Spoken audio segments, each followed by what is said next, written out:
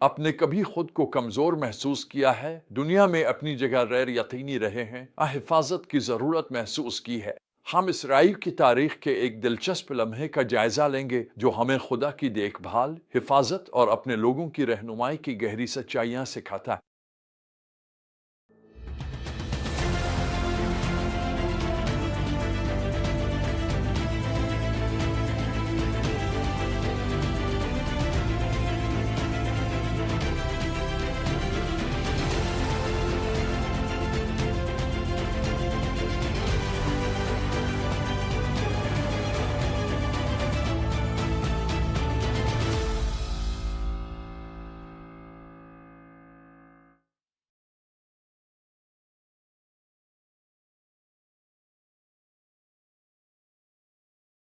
आज की हमारी बुनियादी सच्चाई यह है, खुदा चाहता है कि वो अपने लोगों की जिंदगियों के मरकज में रहे, उन्हें हिफाजत, रहनुमाई और मकसद फराहम करे जो उसे अपनी पनाहगाह बनाते हैं।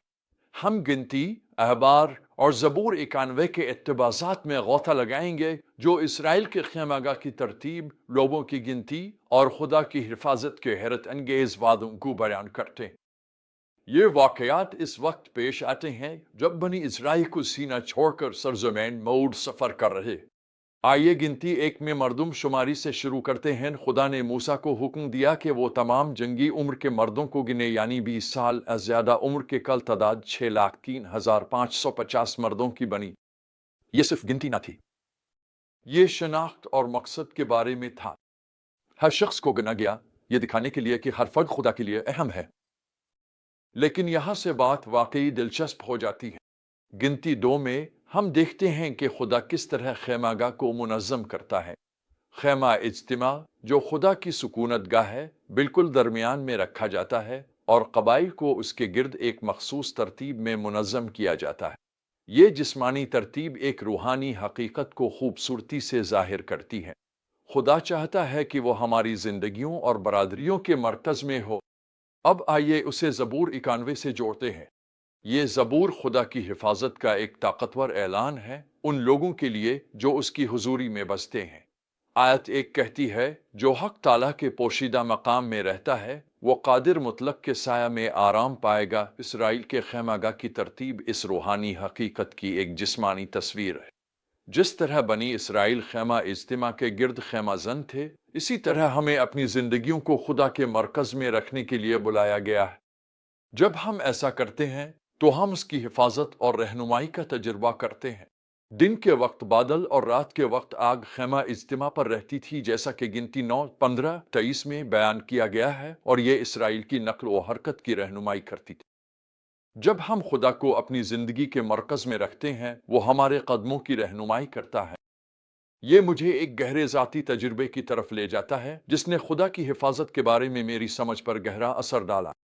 बहुत साल पहले मेरे दोस्त डॉक्टर मार्क बोबैक ने मुझे ज़बूर 91 के मुताबिक दुआ करना सिखाया। ये एक जिंदगी बदल देने वाला तजुर्बा था। मैंने सीखा कि हर सुबह मुझे खुदा का चेहरा तलाश करना चाहिए और अपनी जिंदगी इसके हाथों में सौंप देनी चाहिए।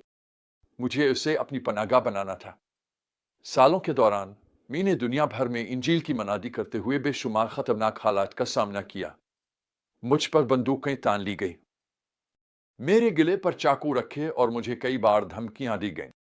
इन तमाम तजुर्बात के दौरान मैंने ज़बूर 91 में दी गई वादों को अपनाया है। आयत 4 कहती है, वो तुम्हें अपने पैरों से ढांप लेगा और तुम उसके पैरों के नीचे पना पाओगे। मैंने इस हिफाजत को खुद अपनी आंखों से देखा है। तो हम बातों से क्या सीख सकते हैं? ये हैं चंद अहम निकात।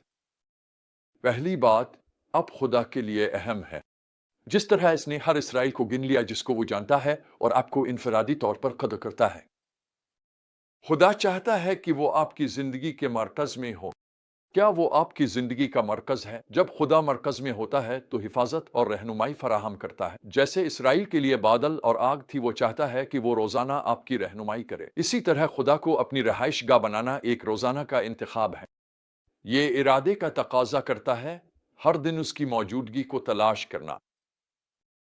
और खुदा की हिफाजत का मतलब ये नहीं कि खतरा बिल्कुल नहीं होगा, बल्कि खतरे के बीच में खुदा की मौजूदगी होगी।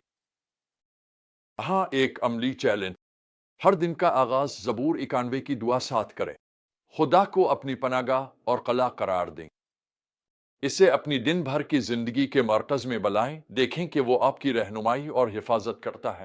یاد رکھیں، وہی خدا جس نے اسرائیل کے خیمے کو بڑی توجہ اور ترتیب سے منظم کیا، وہی خدا آج آپ کی زندگی کو ترتیب دینا چاہتا ہے۔ وہ آپ کو اپنی موجودگی میں بسنے کی دعوت دے رہا ہے تاکہ آپ اسے اپنی پناہ گاہ بنا سکیں۔ اس کی دعوت قبول کریں۔ آخر میں آپ کو اس پر غور کرنے کی ترغیب دیتا ہوں۔ آپ اپنی زندگی کو ترتیب دیں تاکہ خدا کو اس کا مرکز بنا سکیں۔ اگر آپ واقعی ہر دن قادر مطلق کے سائے میں گزاریں تو کیا بدلے گا؟ خدا کو اپنی رہائش گاہ بنائیں اور اس کی موجودگی، حفاظت اور رہنمائی کی حقیقت کا واقعی تجربہ کریں۔